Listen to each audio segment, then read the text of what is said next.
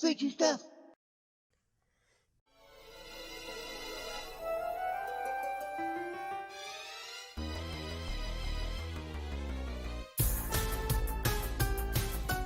Ghouls and Ghosts. The awesome arcade game from the 80s. Today, I thought we'd have a crack at turning it into an awesome diorama. And the best creature to try and recreate would be the first level boss. Shielder. Because, you know, making decapitated green monsters that breathe fire would be totally mint. Thanks, Daniel. So, to start off, I grabbed myself some Super Sculpey of the beige variety, which turned out to be a little bit firm and hard to work with, but with a little romantic music, a nice candlelit room, and some soft gentle massages, we will have that clay bending to each and every one of our desires. Or we could just use the pasta machine. Once the clay is like putty in our hands, we can begin to sculpt our main hero Arthur. To make Arthur, I grabbed some reference pics that magically were printed to the exact size and scale that I needed. Ha! Isn't that handy? I then began to work on the basic forms. You know, basically a supporting wireframe structure thingy, just without the wire. Then it was just a process of liking what I had done and then quickly baking it in the oven before I had a chance to stuff it up. Trust me, I'm my own worst enemy when it comes to sculpting. If there's a way to stuff it up, I'll find it. So permanently baking in shapes and details is one of the reasons I love to use Super Sculpey. It makes sculpting somewhat idiot-proof. I should know, I'm an idiot. Once cooled, I could then continue to add more clay and slowly build up and shape our hero into something that somewhat resembled the daring brave knight that he is. Off to save the princess from the monster that kidnapped her and took her away to his castle. Why does that sound familiar? Anyway, once I was at a point where close enough was good enough, I decided that Arthur was complete. Next up was making Shielder's head. Using some aluminium foil, I proceeded to shape it into, roughly a head shape. Then I began to cover the foil in Super Sculpey, and I did make a little progress when I suddenly decided to scrap the whole Sculpey idea and instead use monster clay. Once I gathered up some clay, I proceeded to shape it into, roughly a head shape. Basically, I just kept blocking out the clay until it looked less like a ball of chocolate and more like a monster made of chocolate. I constantly kept coming back to the reference pics to make sure the size was correct and that I was getting the look I was after. I also made some itty bitty teeny weeny teeth out of Sculpey and then made castings of them and placed them delicately inside this green monstrosity's jaw. Oh, look at him. Isn't he cute? I then began sculpting in the finer details, wrinkles, pores, skin texture, all the stuff that brings the piece to life. And that was pretty much it. Our demon head was done. I then created a 2-piece silicone mould of the head and made a resin casting of it, which surprisingly came out perfect on the first attempt. That's not supposed to happen. I was expecting some kind of air bubbles or something. Oh well, you know what they say. Next up was to start on his body. Again, I began making the basic forms out of aluminium foil and Sculpey. And in keeping up with tradition, I once again decided to scrap that idea and start over again. But this time I went with the good old pottery clay as our sculpting medium of choice. Using the good old squish the clay in your hands hard technique, I proceeded to block out the basic forms. Once I got that to a satisfactory demon leg shape thing, I then began using tools to refine and perfect the sculpt. Then it was just a process of adding more clay where needed and gently rubbing my hands on the inside of the legs to get them all around, contoured to the right shape. Oh my. Then using the magic of video editing, our pottery clay magically transformed back into Super Sculpey. Well, I actually created a copy in plaster and covered that in Sculpey. But in doing so, it created some cracks throughout the sculpt that will definitely need fixing later on. But first I had to finish all the little details like claws and body armour.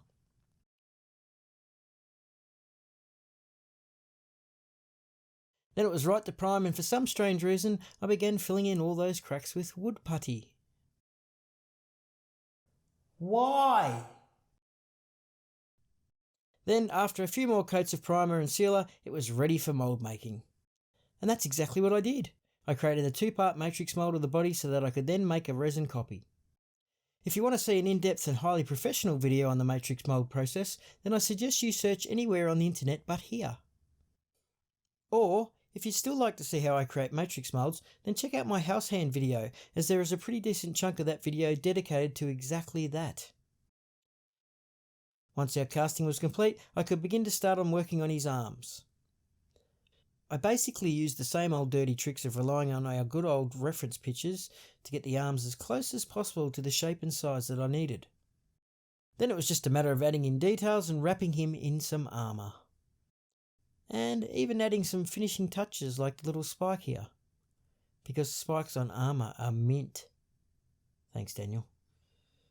Then we eventually had our 2 arms done, and also the tail, and they were all ready for mould making. Which, as you can see, I spent quite a bit of time making many moulds. I don't know, was that enough minis? Who knows, maybe in the future I will create a whole video dedicated to the mould making process. That is, if you suckers are up for punishment. Yeah, I know you are. Then I made castings of all the moulds and ended up with a collection of broken and unfinished toys. I then sanded and primed all these little plastic bundles of joy in preparation for painting. Now for the painting. The good thing about painting is that it's very self-explanatory. It just involves, painting. I started off by colouring all his skin with a deep, dark, reddish purpley colour. This would ensure that all the wrinkles and pores and all the low points on his skin would have a deep, dark, reddish purpley colour.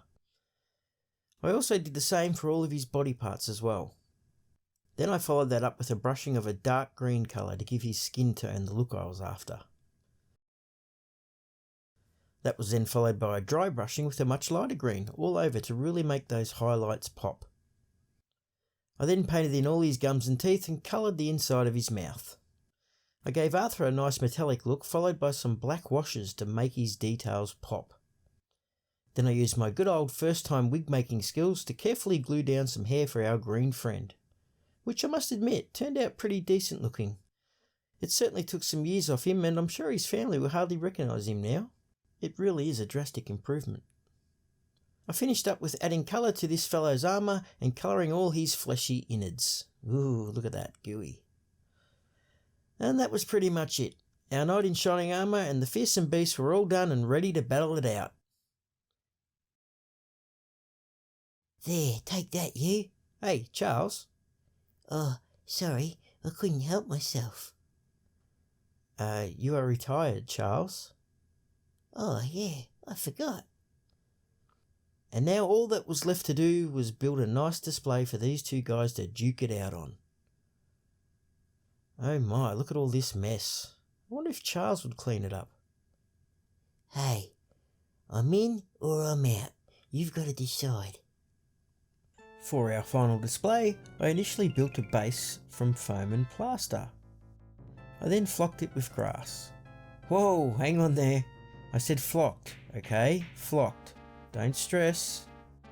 Gee whiz, I've got to be extra careful with some of these crafting words. Could wind you up in big trouble. And I poured a nice little resin water section at the front there. Now it did look okay, definitely nothing to complain about, but I just felt these 2 guys needed a bigger and better stage to have their final battle on. As these 2 were now permanently glued down, I decided to start all over again, from scratch. So after doing everything again, I began to build the ultimate display. I started by completely gutting out an old CRT TV. They actually weigh quite a bit.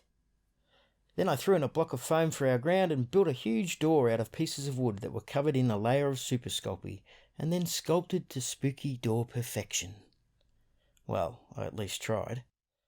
Next up was making the trees, which I did by twisting hundreds of wires together, covering them in Sculpey and sprinkling green foliage on all the remaining exposed wires. Then it was time to lock it all in with a layer of plaster, making sure to really build it up around the tree and next to our spooky doorway.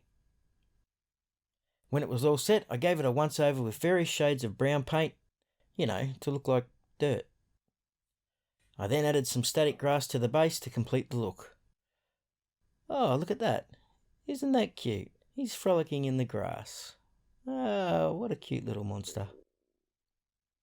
I then tested out if our creature could breathe fire by wrapping some LED lights in cotton and shoving that all down his gob. As I'd never attempted such a thing before, I was quite surprised that it looked pretty damn good. In fact, it looked mint. Thanks, Daniel. Then I sealed up the front and poured in some resin to create some water, which, when illuminated, gave it the exact illuminated water look that I was searching for. So I guess it's now time for the final reveal.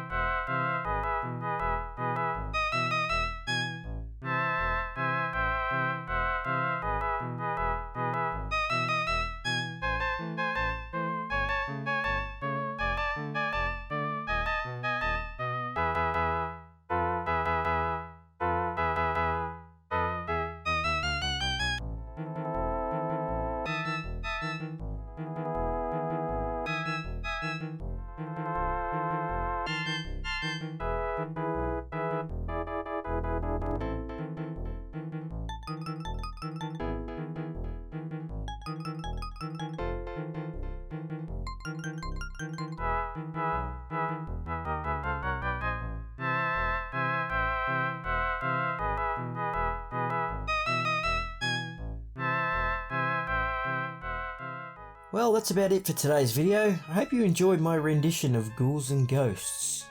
Make sure you keep an eye out for my next video, as it will be coming a lot sooner than you think. Good old Charles was a little slow when it came to producing content, but I've now taken over and I'll be pumping out more content and more often. I'll see you on the next video.